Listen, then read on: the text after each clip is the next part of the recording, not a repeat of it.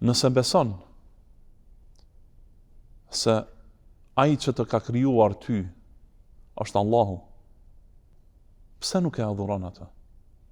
Përse nuk e adhuron atë?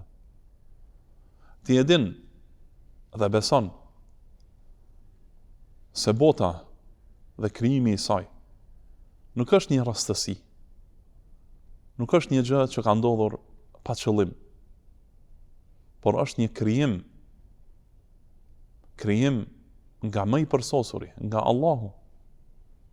E kur të dish këtë, adhuroj atë, nga se ai të ka krijuar ty me një qëllim, të ka krijuar ty që ti lutesh atij, që ta adhurosh atë, nuk të ka krijuar ty për së koti, nuk je në këtë botë për së koti, por je në këtë botë që ta adhurosh Zotin tënd.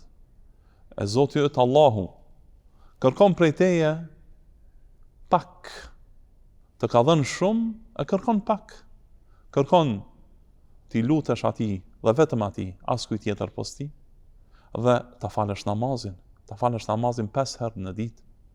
Kjo është ajo që kërkon nga ti Zoti yt.